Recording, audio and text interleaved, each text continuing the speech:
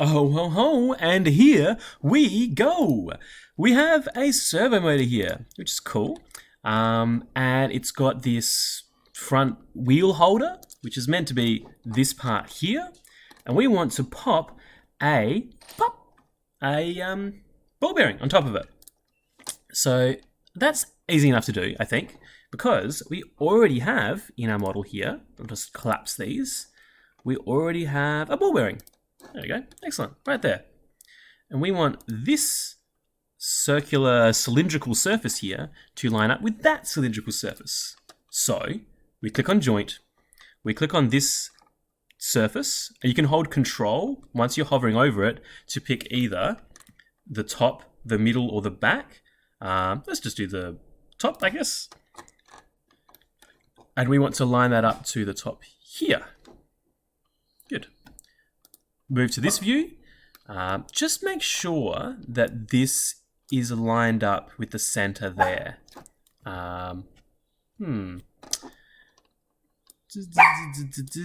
There are more scientific ways of doing this, but this will work for us, I think. It'll be fine.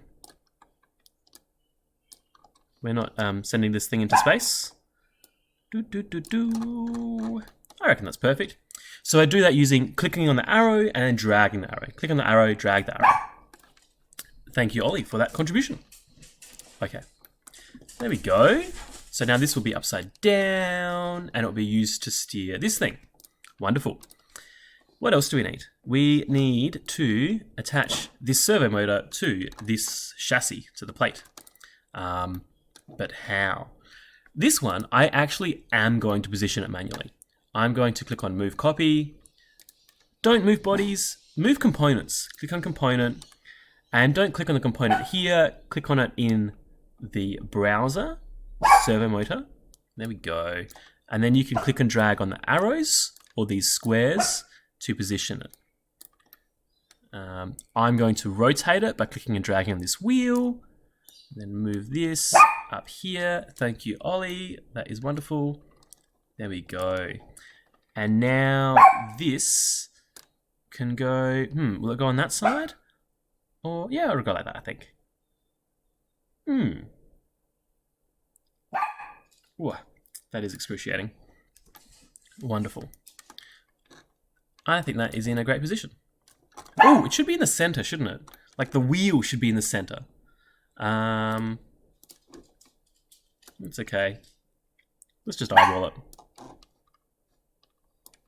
Okay, excellent. Okay, so now in the chassis plate, we need to drill holes here, and we also need to cut a rectangle around here.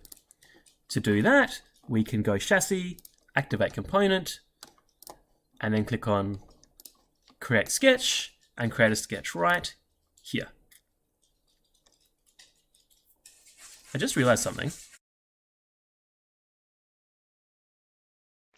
Am I putting this thing upside down?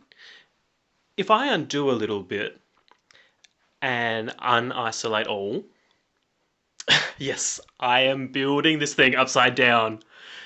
So let's do a move copy. Go to the servo motor component. Go to the side view. Flip around. Whee! There we go. This audio probably sounds really weird, by the way. I re-recorded it because my dogs went bananas. Do you reckon just about there is in the middle? So that the wheel is in the middle? Yeah, probably. Okay, so yes, let's drill holes for these two screws and cut around the rectangle. So go to the chassis, we click on Activate Component, and let's make a sketch on here so we can cut it out. Click on Create Sketch. We're going to make it on this surface here, so we can click on this top surface here. If you ever ask this, continue, capture position, just always capture position. Okay, so we want to cut a hole right there, so I can go to my circle tool. You can use the projector tool to make this exact, but I'm just going to zoom in really close and make it as close as I can tell to the size of the screw. So that the screw has something to grip into, let's make it a little bit smaller, like maybe, 1.5 or so. In fact, if I go to the original design here, I can have a look what I used in the chassis for these little holes. Inspect. There you go, I used 1.5. So these holes, just so you can see where we're going, where's the servo motor? There we go. So that the screw can screw in there. They need to be fairly small, these holes, so that the threads of the screw can like bite into the plastic. So yes, 1.5 is good. Now I'll make another. Center diameter, I will just eyeball it. And again, 1.5, enter. Again, you can make this exactly centered with the screw by using, the project tool. But this is perfectly fine for our purposes.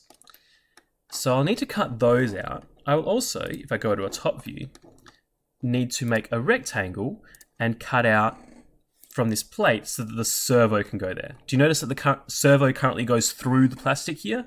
So I'll cut a hole out, a lot like this hole here, so the servo can go through it. There we go. Finish sketch. And again, that hole, I just eyeballed it so that it's going to be big enough. Now I can go extrude tool. This is where, by the way, you can really get caught if you have other components visible. Because let's say I get, this hole here and I extrude down. It won't just cut through the chassis, it will also cut through the bolt and all the other parts. And it's the same if I extrude this. It's cutting through everything. Chomp, chomp, chomp, chomp, chomp, chomp. To fix that problem, you can either go into objects to cut and pick the ones you want, or you can go cancel. This is what I recommend. Right click, isolate. That is what isolate is really good for. Extrude. So I want to extrude that part, and that part. Click, drag them down on the arrow. Okay, beautiful. So now my servo, hopefully, if I've done this correctly, I'll activate the root component, servo motor, fits there. Nice. The servo motor wiggles around at the moment. I already have it in the perfect position. So let's get the servo motor and then control click on the chassis, right click, and create a rigid group. That means that they are stuck in the same position. Hopefully this should work. Yes, okay. There we go. So now these things are stuck together. All right. So we have our servo motor. I believe that is all we wanted to do in this video. Let's check that these parts all go together. Yes, awesome. This is 90 degrees from where it should be. Few ways to fix that. Probably the easiest way is to go into this joint here, the one that connects this part to the servo motor, right click, edit joint, and just rotate it 90 degrees with the arrow. Huh. Do you see what it's done? That's funny. Undo.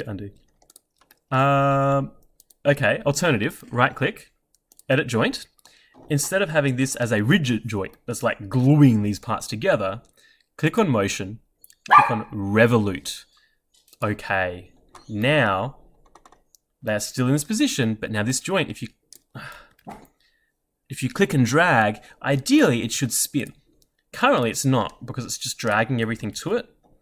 To make this joint work, let's go to the chassis, right click, and go ground. And that way the chassis will be fixed in space, can't move, can't wiggle around. So when I click on this and drag it, you can turn the wheel. Awesome. Yee! Bye.